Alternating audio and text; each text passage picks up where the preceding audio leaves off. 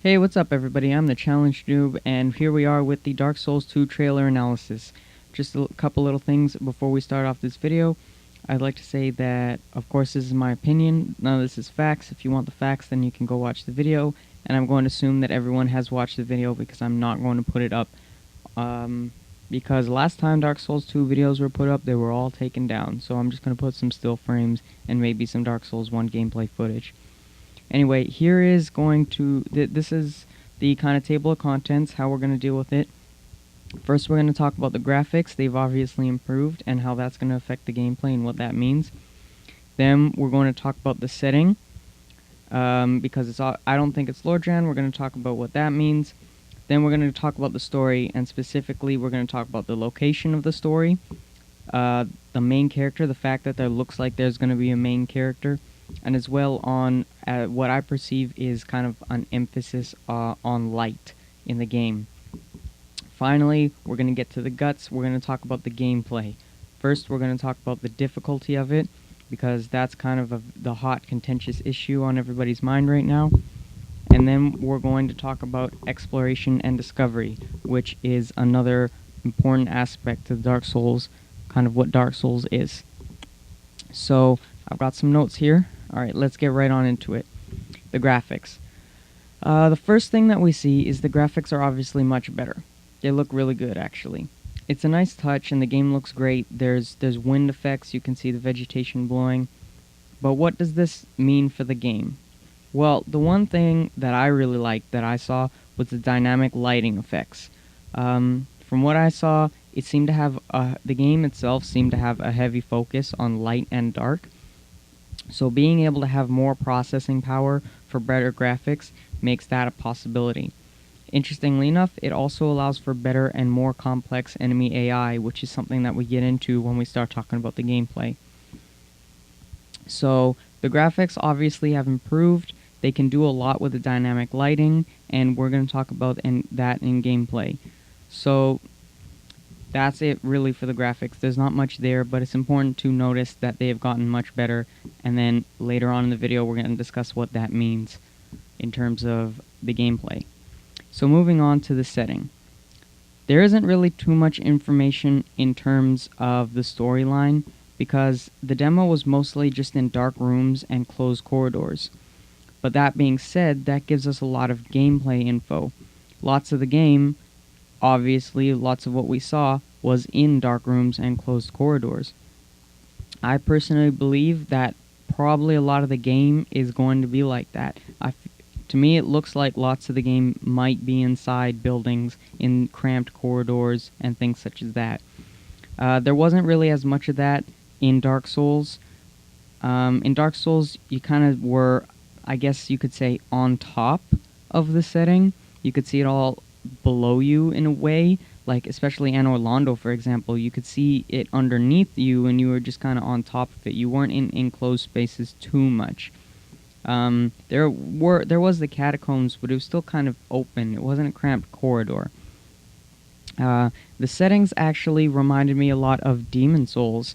When I played Demons, they felt more cramped like Demon Souls. They felt darker and cramped like Demon Souls. And I think that this game might also do something like the Demon Souls Nexus. Not necessarily a place where you teleport from world to world, but I don't think that it's going to be a completely open world. I think there's going to be different locations to maybe warp to with loading times in between. From what I saw, there seemed to be a very clear beginning of the level. There was the beginning, you could see a bridge far away or something rendered off in the distance, but it didn't really look like you could walk there. So I think the game's going to be broken up into specific levels. Whether that's good or bad is yet to be seen, because you could say, oh, it's bad. Part of what made Dark Souls really good was that it was an open world. That is arguable. But you can also say that Demon Souls is a good case study of how a more linear way of creating the levels, the way that you access the levels, I should say, can also be a very fun game. So there's not much that we can draw from that yet, and that's just my speculation. One of the settings that we saw, the only setting that was given a tentative name, was the Mansion of the Dragons. Um, the developer actually said that there would be a large focus on dragons, and he said it's a location where experiments were carried out on the dragons. This is one of the only setting aspects where we can try and draw some of the storyline. There isn't much to draw from it because he didn't say what kind of experiments. What I'm thinking is maybe there were experiments on the scales of immortality. I personally think that it's going to be a prequel. I said this in my trailer analysis, which actually isn't up on this trailer on this channel, so I guess that's a moot point. But either way, I think it's going to be a prequel. I thought it was going to be a prequel when I first saw the trailer, and I think that this kind of reinforces that more with all the dragons flying around. And he was saying that there were experiments carried out on the dragons. What kind of experiments? As I said, I think they might have been on the scales of immortality. I personally think maybe they were looking for a way to be able to kill the dragons, because obviously they were thinking about maybe going to war with them. Because it looks to me like this is before the Age of Fire, that this is at the very tail end of the Age of Ancients, right before the Age of Fire began. That's what I think it is. And when we talk about the main character, I'm going to go into that a little bit more. So that's what I think about the Mansion of the Dragons. The next location that we might be able to glean a little bit of story from is what I'm going to tentatively call the Castle in the Sky. We saw this in the opening trailer. I've heard a lot of things about it. I've heard people compare it to Ariamis. I've heard people compare it to Anor Londo, and I've heard some people compare it to that it's Kareem. Of those three, personally, I think that the Kareem one is the most. I don't want to say reliable, but more likely. I don't think it's Anor Londo at all, and I definitely don't think it's Ariamis. But to be honest, I don't think it's Kareem either. I think this is a completely new location, and I think it might be your home location, your character's home location. Not necessarily where you start the game, but the home location. I mean, that's not like super crazy speculation, because right in the opening trailer we saw him getting the feather from that woman, which is why people thought it was Kareem. But that's why I think it's going to be your home location. There's not really much to go on there, unfortunately. But we're going to move on right now to the guts of what makes, I guess, any game a game, really. But we're moving on now to the story. Okay, so first we're going to talk about the location. Personally, I think that it seems like it's colder, further north or further south, depending on where you're at on the globe, I guess. But it seems like colder than Dark Souls. And as I was saying earlier, I think it's a prequel. It seems to be earlier. There were mansions. There was the mansions of the dragons, and there was some big architecture. There was the castle in the sky. But there wasn't anything sprawling or humongous, a massive sprawling castle city that was Anor Londo. So that is, I'm not sure where it's going to be set. I'm not sure. It could be in any of the places that we know of already, Kareem, Baldur, those kind of things. I'm not entirely certain what they're going to do with that, and they didn't show us too much. They didn't show us too much that might tell us where it's set. I personally think that it might just be a new location, somewhere we've not heard of. I don't think it's going to be in Lordran. Maybe we've heard of it, like it might be Kareem or Baldur, as I was saying before, but I don't think it's going to be Lordran. So moving on to the main character now. Unlike Dark Souls, there seems to be a very clearly defined main character. Like we've seen in the opening trailer, and now we see this character with this helmet and the fur on his shoulders. Well, maybe his shoulders. So there seems to be a very clearly defined main character, and they need to be very careful with this, because this can be extremely contentious. They need to be careful not to let this ruin the roleplay experience and the customization experience that goes with that of the game.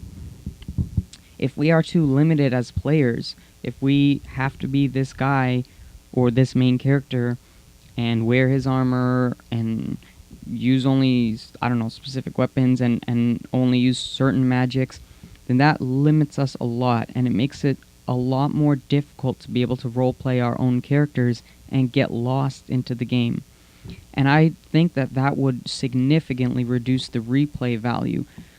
The sense of being able to roleplay a completely new character, I'm going to do a faith build now, I'm going to do a dex build now, would be completely ruined if the customization options were limited because we were forced to play a main character.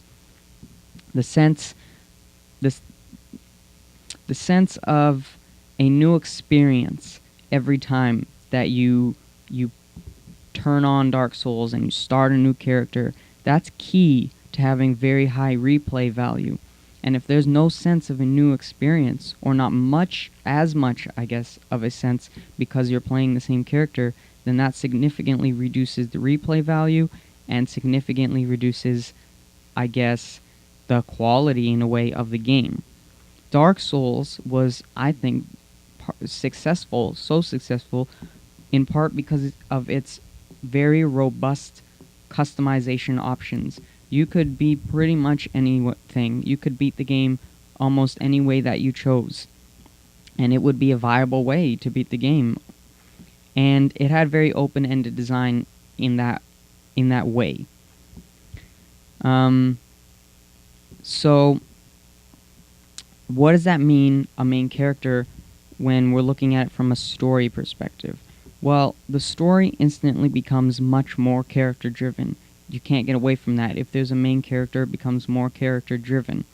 In Dark Souls, when you're just playing a chosen undead, it's not as main character-driven because you can kind of, it's left out there. You can create your own kind of story. Now, having it more character-driven is not necessarily a bad thing. The game can still maintain its open-ended nature in terms of the lore.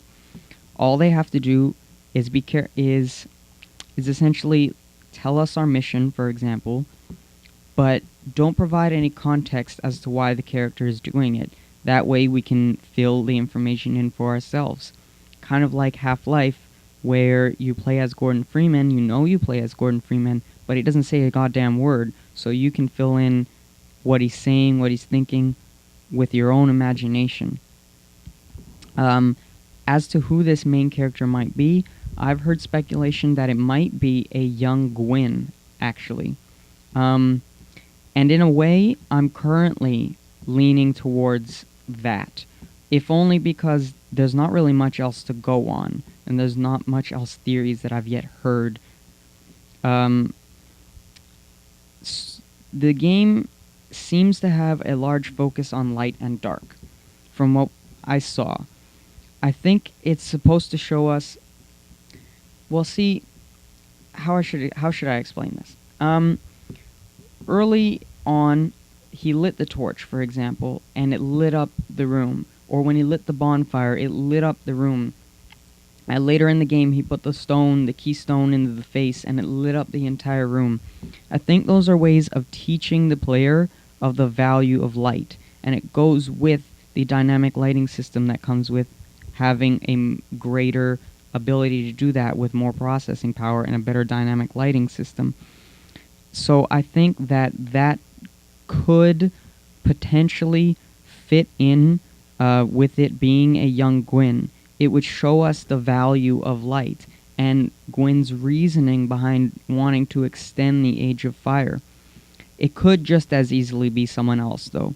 But if it was a young Gwyn, I could see that being a way that they could tie it in and explain it.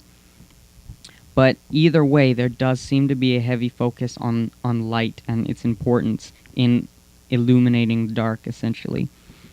Maybe Dark Souls 2, I'm thinking, will be a story of light compared to Dark Souls being, in a way, a story of dark. One more thing I was thinking, actually, about a main character is, can you be a woman? Because women play games as well. And They could easily just not show the character under the armor and let you decide for yourself, but there still seems to be a sort of romance with that woman that gave you the feather. Now, that's not to say that, two women can't be in love, and that's not allowed in video games. I'm not trying to say that. But it's an armored figure, an armored knight, going off on a quest or a journey that seems to have a larger frame than this woman. Well, most people are going to assume that it's a man, and that makes it more difficult for women to get into the game. And I think that that's something that needs to be addressed as well if there's a main character. Okay, so that's the story. Those are my thoughts about the story. Now let's move on to probably the most contentious issue and the hot topic on everybody's mind, the difficulty. There's a lot that can be said about the difficulty, and there's lots of speculation that we can have from this video. So I'm just going to go into it and tell you guys what I think. The first enemies that we encountered in the game, in the demo, I guess I should say, they didn't seem to do too much damage, and I was kind of discouraged by that at first. But later on, enemies started doing a lot more damage, and I realized, okay, they seem to know what they're doing, I guess. One thing that I did like actually a lot was the dynamic enemy reactions, which are possible with the improved processing power. For example, those turtle-looking enemies that wielded the clubs at the beginning, if you walked around behind them, as we saw, they crush you with their shells. There's a lot that can be done with this kind of thing, and it can add a lot to the difficulty. If there's a lot of different new enemies that have a lot of different patterns and reactions depending on how you fight, it could require finding new ways to deal with each enemy. And then if you started a new game, and let's say you went from strength to dexterity, it could require finding completely new, different ways to deal with the enemies because they'd be reacting dynamically to your actions in completely new and different ways. So that could be really fun and really interesting. The lighting engine also seems to be a big factor in the gameplay, and in what they seem to be doing with the difficulty. They talked a lot about being on your guard and not knowing where the enemy is. This can be good or it can be bad, and it largely depends on scripting. If there are a lot of scripted scenes where the enemies pop out specifically from this dark corner or specifically from this dark corner, then it's not necessarily bad, but it's kind of boring. Once you know the corners that they're popping out up from, then the fact that it's dark or slightly dark in the room doesn't matter anymore, and it's, I think, a lost opportunity. If the enemies can aggro from multiple places, depending on your character location, so if there's a dark room and you make some noise and then they come at you, and they can come at you from different locations in the dark depending on where you are and where they are, then that would probably be a lot more entertaining. In that way, then you would really need to always be on your guard for enemies lurking around in the darkness. So that seems like it would actually be a lot of fun, and that's something that I saw from this gameplay that could be a possibility, and if they do it right, could be a lot of fun. So that's something that I'm going to keep an eye out for.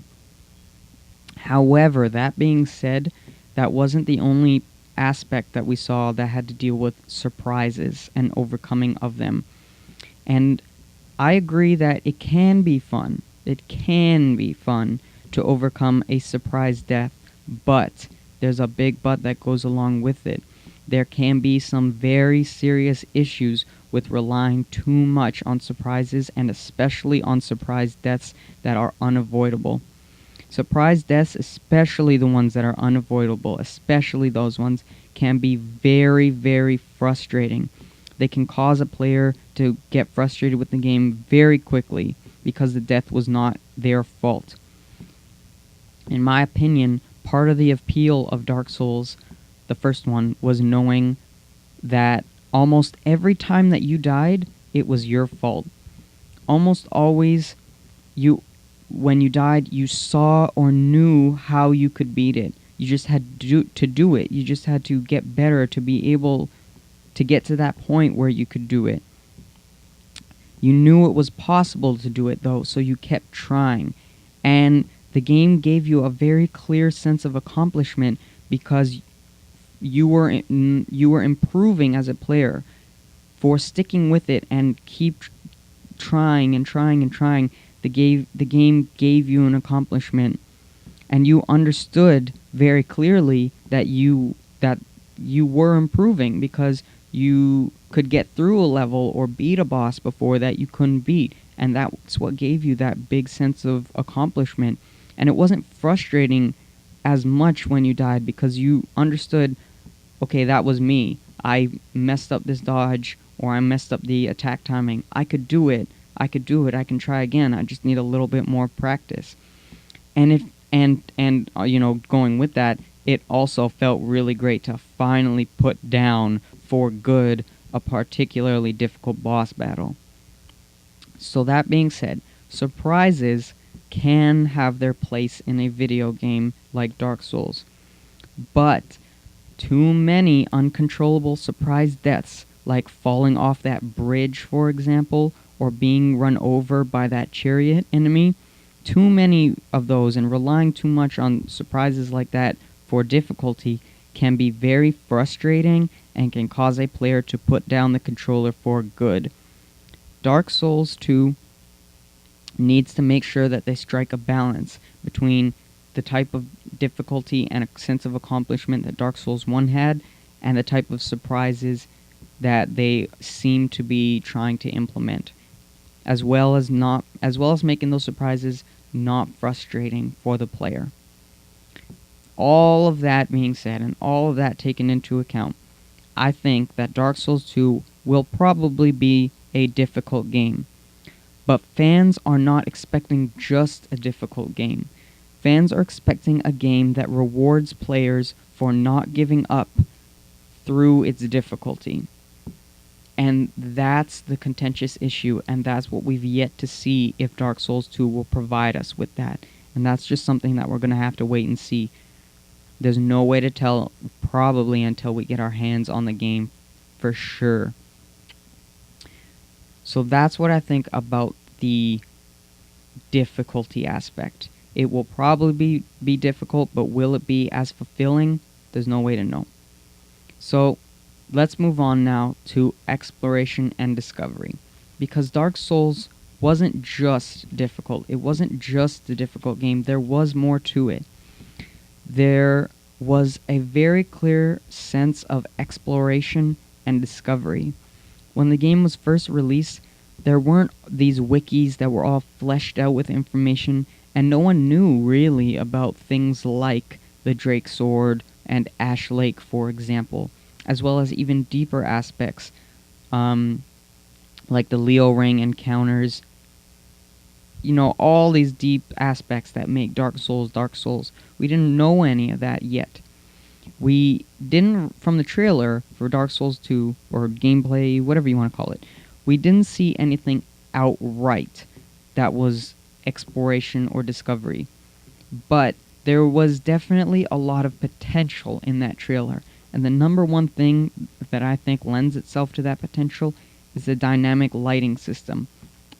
It alone can add a lot to the exploration aspect, be it crawling around a dark dungeon trying to find the new secrets, or trying to find new ways to light up an area. They were talking about giving you only a limited number of those keys that goes in the face to light up new areas, and using those things to try and find hidden secrets.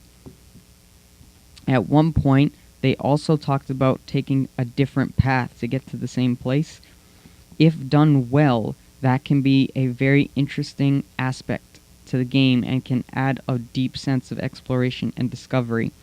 Being able to get from the same place to a different place in multiple different ways can add a lot of depth to the game.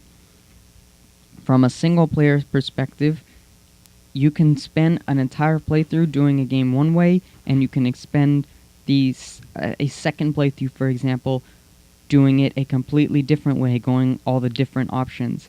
From a PvP perspective, you can find new ways to cut off the people that you're fighting, or have multiple escape routes to fall back to. So there's a lot of potential there. It can be done well. Now, just like anything, they have to make sure that they balance it correctly. Because if there's always an easier path to take, I'm talking from a single player, just a not PvP, just a single player perspective here. If there's always an easier path to take, then there has to be incentive to take the more difficult path. This can easily be accomplished, though, by things like rare item drops, item placement, and hidden secrets. So that is actually something that I saw from this trailer that I thought could be very interesting, and it could potentially be a good addition, and they could do a lot with hidden secrets and exploration, even more so than they had in the original Dark Souls. So, just to wrap up my final thoughts. In ways, there wasn't a lot to analyze from this trailer, and in ways, there was. One thing I found from the developer commentary was that they seem to be very aware of what they're dealing with and what the fanbase wants and doesn't want, as well as what they're trying to do. They understand that there's a fine line to walk, and they seem like they're at least trying to keep the Dark Souls, I guess you could say, feel alive, and they've seemed to start talking less about broad appeal and accessibility, and more about what they called realizing a vision. It's like they're saying that it will still be Dark Souls, that a lot of people are making that mistake that it won't be Dark Souls. They're trying to say it's gonna still be Dark Souls, it's just gonna be Dark Souls from a different pair of sunglasses, from a different vantage point. But none of that really matters. The question that's important is, will it be good? Well, personally, I think so. They seem to have a lot going for them. Make no mistake, I'm not trying to say it's bad. Dark Souls 2 will be a good game. It will be good. But Dark Souls is on a high mantle.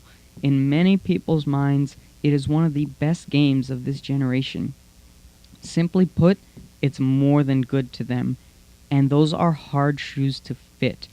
The new developers are trying to make a great game. Who wouldn't? Of course they're trying to make a great game, and they've said through their commentary they're trying to make it a very fun and rewarding game for the player. I think there's a lot of potential with the game from what they've shown us for it to be good and maybe even great, maybe even as great as Dark Souls. But that doesn't mean it will be as good. After seeing the 12 minutes of gameplay, I am comfortable with saying that it will be a good game, and I'm more comfortable than before. And it will probably be lots of fun. However, I am still worried about a few aspects. Number one being the surprise deaths, the token surprise deaths. We will see in the coming months, however, what ends up happening as more and more gameplay footage and information about the game is released. So that's it for me. For now, I'm the Challenge Noob. Thank you very much for watching. If you want to check out my channel, there's a lot more videos. I'm going to be doing challenge playthroughs of video games. Dark Souls is going to be one of them. I have a Dark Souls video up right now. It's a challenge video. If you want, you can go check that out. I will put a link in the description and probably at the end of this video. And there's going to be a lot more Dark Souls 2 analysis and information. I'm going to put out videos as we get informed. So if you want to stay in touch with all that, just hit subscribe, and you can stay up to date with all the videos that I'm uploading.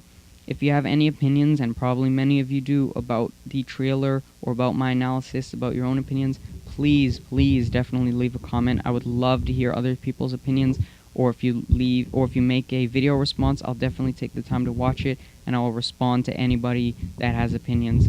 I would love to have conversations about this, because there seems to be a lot. So that's going to be the end of the video. Thank you very much for watching. I really appreciate it, guys. Take it easy.